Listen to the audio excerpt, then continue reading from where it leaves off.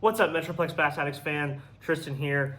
Today we have kind of a different video. We haven't been able to do much fishing recently, so sorry for not having fishing content for you guys this Saturday night, but we do have a video. We're trying to keep up with our twice a week upload schedule every Wednesday and Saturday night at 7 p.m. So gonna kind of film a cool little video for you guys real quick. But before we get into it real quick, I just wanted to let you guys know that KO Baits is still running a deal. If you guys have been around the channel for a while, you know KO Baits is the official soft plastic sponsor of Metroplex Bass Addicts. They make really good quality hand-poured soft plastics in a variety of different colors and in a variety of different styles. So like right here, I've got a 10-inch worm. They've got little flipping baits, creature baits, little finesse worms. They have all kinds of stuff, little grubs. They have several different colors and sizes and styles available. So they're actually running a deal right now, and it'll continue to run now through the entire month of May. So if you haven't hopped on it yet, make sure you do. It's 10% off all orders, and then if you buy 5 bags of plastics, you get your 6th bag free. So again, 10% off all orders. If you buy 5 bags of plastics of any size or color or style, you get the 6th bag free. So make sure y'all go take advantage of that. They're running it through the end of May. So once it turns to June 1st, that deal is no more. So take advantage now, stock up before the summer fishing season. All right, let's get into the video. Right there you go. Okay. What? Why? I think I like it. All right, guys, so today we're actually going to be talking about bass fishing in the post spawn, and specifically I'm going to be showing you guys my personal top 5 lure categories to catch bass in the post spawn, especially here in the North and Northeast Texas area, although these same techniques will work all across the country. And I have a few techniques for largemouth and smallmouth and spotted bass. So I'm gonna be breaking it down really well. So without further ado, let's get into number 5. And I'm gonna go down in order from 5 to 1, with 5 being my least favorite of my top 5 and 1 being my favorite of my top 5. So without further ado, here's number 5. All right, guys, so my number 5 lure or lure category for fishing in the post spawn, especially here in the North Texas area, is a classic bait that has been thrown for many years, catches a lot of fish year round, all times of the year. But it's a spinner bait, and I also want to add that with this category, I'm also going to include chatterbaits and swim jigs. Those 3 lures kind of work around the same areas in the same way. They're just slightly different. Obviously, a spinnerbait has the blades on the arm, the chatterbait has the blade up front, and the swim jig has no blade. But spinnerbait is the only one I had tied on and with me, because most of my tackle is in Ian's boat in Louisville, because we have a tournament on Lake Louisville tomorrow. So, but the first one, or number 5, spinnerbaits, chatterbaits, swim jigs, that style of lure. Really, really good post spawn bait. You know, a lot of times when the bass are done spawning in the post spawn, the water's starting to creep up into the high 60s and low 70s in the degrees Fahrenheit range. And a lot of times you'll get a shad spawn going on if you are in a lake that has shad. And these baits, especially a spinnerbait in particular, are really, really good baits when a shad spawn's going on. They're perfect shad imitators. They have the right size and profile. They're normally in a shad color. And the blades, that extra flash, whenever it's going across, you know, if you're fishing a dam or a seawall, when those blades are turning in the water and the light's hitting them, it looks a lot like shad whenever they're spawning. If you've ever seen shad spawning on a lake before, you know, especially if there's a lot of shad spawning, you'll see them. There's big groups of shad up against a rock bank or under a dock float or up against a seawall, and it looks like they're almost just like rolling on top of each other. And if you watch, you can see when that's going on, every now and then you'll see flashes of the side of their body, because the shad have kind of a silverish color, and that's what these spinnerbait or chatterbait blades imitate very, very, very well. The swim jig comes in handy if you're fishing around a lot of really thick cover, or if you have no wind at all. I typically, if there's wind, I'll go with the spinnerbait or the chatterbait, because those blades give it a little extra flash, help the fish see the bait a little bit better. But if you have no wind, sometimes they'll shy away from the blades. It gets a little too flashy and they can see it a little bit too well. So that's why I keep the swim jig in that same category with the spinnerbait and chatterbait as well. But spinnerbait, I'm gonna throw this a lot around wood, especially laydowns. If there's a lot of laydowns in the lake I'm fishing, if I'm in dirtier water, this is a really good choice. If I have seawalls or bluffs that the shad are spawning on, this is a great bait to cast parallel to it and then roll across the side of it.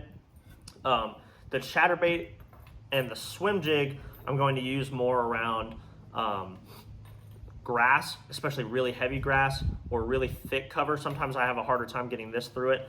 If I'm fishing dock slips, a lot of times shad will spawn underneath dock slips and marinas and stuff. You can still catch them on a spinnerbait, but sometimes whenever there's a lot of stuff, like if the dock slips have boats in them and there's a lot of cables and stuff, this can be kind of hard to throw in there. So I'll go to the swim jig or the chatterbait in that situation as well. But number 5 bait, spinnerbaits, chatterbaits, swim jigs, that is number 5 for the post spawn.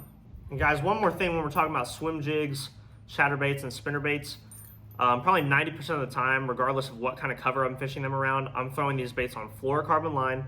Normally 15 or 17 pound test, Seaguar and Vizex is what I use.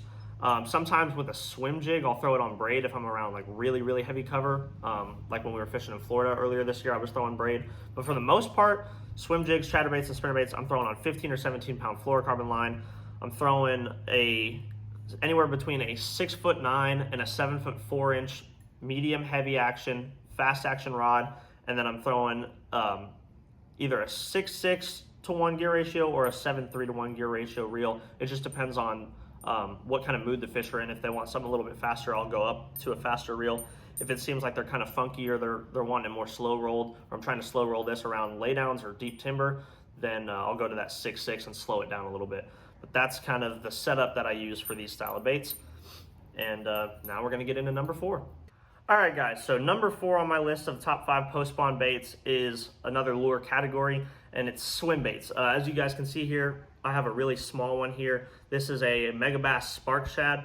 I believe it's a 2.75 inch swim bait, or maybe it's a 3 inch. It's very small. Then I have it on a 1/4 ounce Mustad swim bait jig head.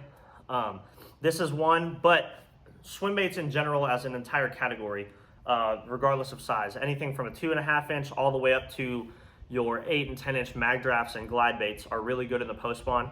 And one reason that I really like throwing these baits in the post spawn is because a lot of times in the post spawn you have fish that are really spread out. You can have fish in 2 feet of water, and on the same body of water you can have fish in 35 feet of water.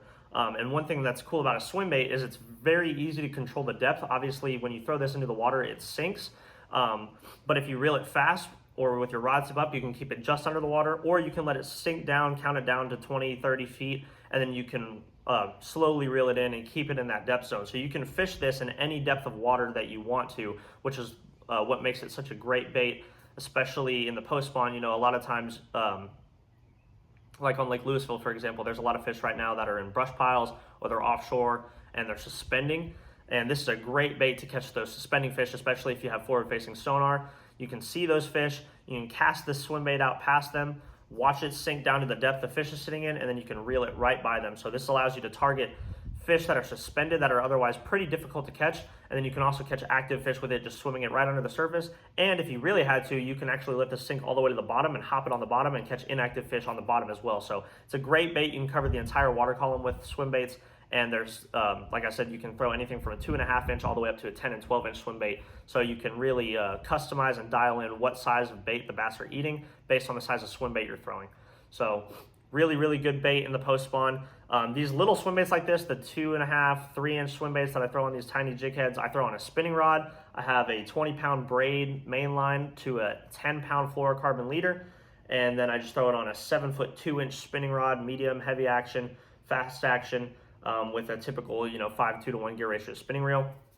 A lot of your bigger swim baits, like anything in the 3.5 inch size or bigger, I'll throw on bait casting tackle. The 3.5 to 4.5 and 5 inch swim baits, I'll normally throw on a belly weight or with a jig head. I'll throw them on the same rod I throw my chatterbait on, a 7'2" medium heavy fast. And then the big swim baits like the 8, 10, 12 inch glide baits and swim baits, I will throw on either a 7'6" or a 10 inch extra heavy or heavy action rod that's designed specifically for big swim baits, and I'll throw that with a really big bait caster with a high capacity spool and a 6'6" to 1 gear ratio, so I can really get a long cast, have a lot of power in my reel, and control that bait really well. So that's number 4, swim baits. All right, guys, so the number 3 lure category that I like to use in the post spawn is top waters. The post spawn is probably the best time of the year, in my opinion, to catch bass on top waters, other than maybe the fall.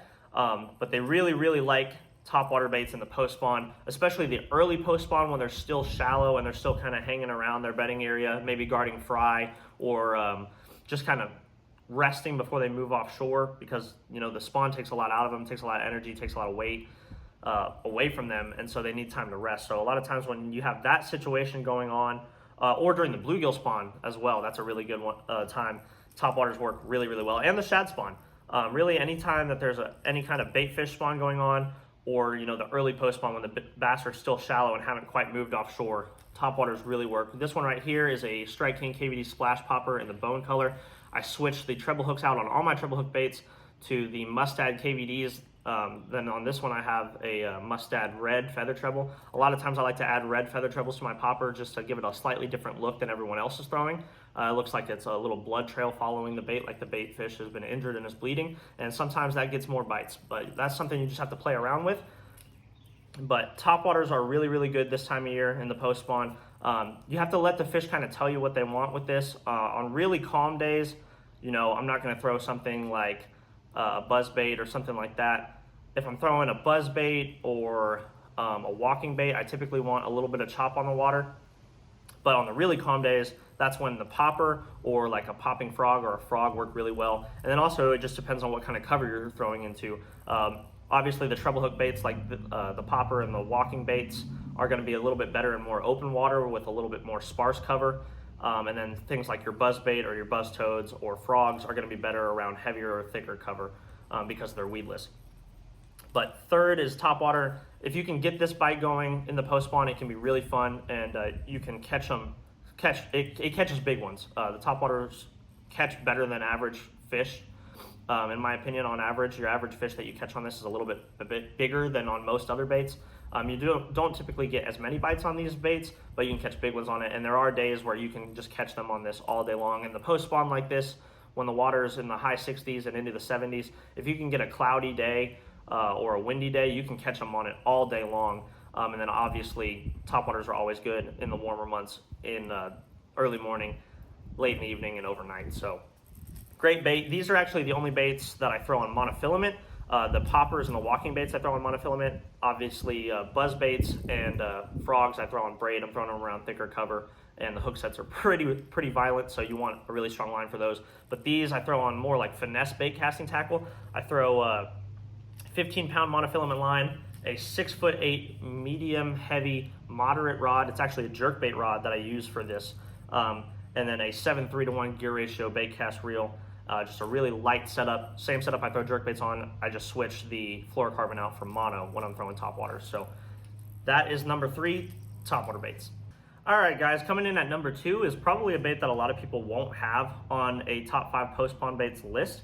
But I never leave home without this bait regardless of time of the year. It's my biggest confidence bait, and I catch a lot of fish on it. I've probably caught more big bass on this rig than almost any other bait style that I throw. So number 2 post spawn bass fishing bait for me is a Wacky Rig Senko. So this one's actually weightless. You can see it's got a Mustad Titan X Wacky Nico hook, and this is actually the weedless version with the weed guards. And then I just have an O-ring on there to keep my Senko from flying off, and then just a weightless Senko on there, wacky style, hooked through the middle.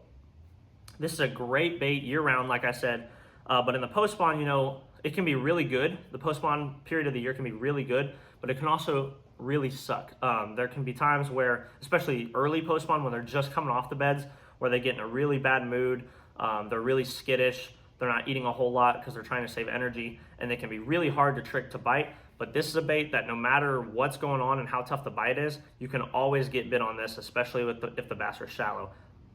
But one good thing about this bait is you don't have to use, it doesn't have to be weightless. You can throw this in inches of water, weightless, or if you are fishing a brush pile in 20 feet, you can put a nail weight in the side and make it a Nico rig, or you can use a weighted wacky jig head and give it some weight, and you can throw it in deeper water as well. So kind of like the swim baits earlier that I was talking about, you can cover the entire water column with this, and you can throw it around a lot of different types of cover, and you can catch fish on the bottom, you can catch fish suspended, you can catch fish in all the zones of the water column on this technique. So that's how I like to use it. I'll throw it up shallow, weightless, and then I'll also deploy this same technique if we're fishing brush piles in 15 feet of water and there's fish suspended off the top of them or off the sides that I'm seeing on the forward-facing sonar, I'll put a weight in it, or I'll put a weighted jig head on, and I'll throw it out there, let it sink down to them, and twitch it back, and it drives them absolutely crazy. So Wacky Rig is a great tool year-round, but especially in the post spawn. Great tool, especially when the bite's kind of off or you're not getting a lot of bites. This is a great way to start getting bites, build confidence, and show you what you're around. So pretty simple setup for this one. I throw it on a 20-pound braid mainline to a 10-pound Seaguar and VizX fluorocarbon leader. Mustad Titan X Wacky Nico hook. This is a 1/0. This is the weedless version with the weed guards. If I'm around heavy cover or grass, I'll do that. If I'm in a more open water, I'll use the regular version without the weed guards. Throwing it on a 7-foot medium moderate action spinning rod, and then a 6:2 to 1 gear ratio spinning reel. I like a higher speed spinning reel for this technique because you're fishing it with a lot of slack in the line, and a lot of times they'll bite it and swim off really fast. So having that a little bit faster spinning reel makes you a little bit more efficient catching up to the fish and setting the hook and getting them in the boat. So super awesome technique there. This is my #1 confidence technique. I catch more fish on this year-round every year than I do on any other technique. So great bait. Always keep this tied on, especially in the post spawn. All right, guys. So you have seen 4 of my top 5, and here we're going to talk about my #1 favorite lure category to throw in the post spawn for bass. And I'm sure it won't come as a surprise to a lot of people, especially experienced anglers, but it is, oh, sorry guys, here we go. It is crankbaits. Crankbaits are absolutely great in the post spawn. You know, these are baits also like the Wacky Rig. These baits are great year round. You can catch them really good in the pre-spawn, all through the winter, summer, fall. Great baits always. But in the post spawn, they really catch me a lot of fish. Probably more fish in the post spawn. I probably catch more fish in the post spawn and EN2 on crankbaits than we do on anything else. Especially in East Texas, they really chew these up. So the cool thing about crankbaits is, you know, they come in all different colors, shapes, sizes, and they all run different depths. So like this crankbait here, this is a Strike King Hybrid Hunter. This one runs 3 feet or less, and I can actually work this as a topwater by holding my rod tip up and work it as a wake bait as well. This one here is a Strike King 6XD Hard Knock, and this dives to, I want to say 18 feet and beyond, I think is what the package says. So 18 to 20 feet or more if you get a long enough cast and you're throwing it on the right setup. And they've got all kinds of crankbaits in between. You know, 10XDs dive 25, 30 feet. Square bills dive 4 to 6. So they've got, you know, 3XDs and rock crawlers that dive 8 to 12, 14 feet. So you can cover every zone of the water column basically with crankbaits just by knowing what crankbait to throw and when. And the cool thing about that is during the post spawn, like I said earlier, you can have fish on a lake that are in 2 feet of water, and you can also have fish that are at 30 feet of water. And you can also have groups of fish that start the day in the morning feeding in 2 feet of water, and then when it gets hotter later in the day, they move out to 20 or 30 feet of water. And so having several cranking rods in your boat with several different crankbaits rigged up for different depths allows you to be really efficient in the post spawn. I don't go fishing in the post spawn without at least 3 crankbaits in the boat most of the time. I have 1 shallow crank, 1 mid-depth crank, and 1 deep diving crankbait at all times when I'm fishing in the post spawn, sometimes even more than that. I typically don't throw crawfish patterns in the post spawn. That's more of a winter and pre-spawn thing. This is just the only one I had on me at the moment. I normally stick with either bluegill or shad pattern crankbaits in the post spawn, especially if there's a bluegill or shad spawn going on. Super efficient baits though. And like I said earlier, I switch all my treble hook baits, all the hooks on them out to the Mustad KVD Elite Triple Grip Trebles. Best treble hooks on the market, made by the best fishermen ever. And just absolute great hooks. And actually guys, if you want to purchase some of these hooks and use them yourself, there will be a link in the description to Mustad's website. Make sure you use my code Tristan20. If you use my code, it'll be down in the description. It'll get you 20% off your order at mustadfishing.com. So be sure and go check that out. Best hooks on the market. You can't go wrong with KVD hooks. But that is my all-time favorite post-spawn bait, crankbaits. And obviously with different sizes and styles of crankbaits, you use different rod, reels, line, tackle, right? So for the shallow diving crankbaits, smaller crankbaits, I will throw, this one's actually pretty big for a shallow diving crankbait, so I throw this on a 7.6 medium heavy moderate cranking rod with a 6.6 to 1 or a 6.2 to 1, sorry, gear ratio, bait cast reel, 12-pound test, Seaguar InvizX fluorocarbon, and then obviously, like I said, I switched those hooks out. Big crankbaits like this, really big crankbaits, you know, like the Strike King 8.0 square bill, the really big square bills, or your deep diving crankbaits, 6, 8, 10 XDs from Strike King. I'm going to throw those on a 7'10" or 7'11", so basically an 8-foot extra heavy, moderate cranking rod. Also a 6.2 to 1 gear ratio reel and 12-pound Seaguar InvizX. I throw 12-pound fluorocarbon on all my crankbaits unless I'm fishing like in Florida. When we were there, we were fishing really shallow. There was some offshore grass, and I was trying to keep my bait up, and I wanted a little extra strength just because of how thick the grass is. So sometimes I'll go up to 14 or 17-pound test to crank in that scenario, but for the most part, it's 12-pound fluorocarbon. Obviously, the smaller line size, the deeper the bait runs, so throwing that 12-pound, it's still really strong and really abrasion resistant, but it allows my bait to reach its maximum depth, especially if I'm making a long cast. I throw 6.2 or 6.3 to 1 gear ratios on my bait cast reels for all of my crankbaits, and then just ranging in size, you know, square bills and smaller crankbaits, smaller medium diving crankbaits, I'll throw on either a 7-foot or a 7.3 medium heavy moderate rod. Mid-sized cranks, I'll throw on a 7.6 medium heavy moderate rod, and then the bigger cranks, I'll throw on either a 7.10 or 7.11 heavy or extra heavy moderate cranking rod. So that is our video today, guys. Top 5 post-spawn lures, crankbaits, wacky rig, top waters, swim baits, and then spinner baits, chatterbaits, and swim jigs. Those are the top 5 post-spawn lure categories. They'll catch you largemouth, smallmouth, and spotted bass. They'll work all across the country in the post-spawn, and they will just flat out catch them. So appreciate y'all watching. I know that this is a little bit different video than we normally do, but if you guys like this content, leave a comment down below. Let us know that you liked it. Let us know if you want more tip videos like this. I like filming these videos, so if you guys want more content like this, just let us know. And we're fishing a tournament on Lake Louisville tomorrow, so hopefully that goes well, and we should have content from that coming for you guys on Wednesday of next week. So we appreciate you all watching. Don't forget to check out the links in the description below to check out all of our sponsors and partners. Use my code on Mustad Fishing to save yourself 20% off, and we'll see you on the next one. Thanks.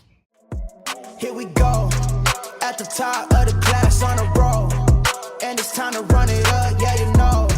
Maxed out, put the pedal to the floor, ayy, on the road, here we go, yeah, we winning by a landslide. Never see me coming on my landmine, yeah, I ain't taking orders in command.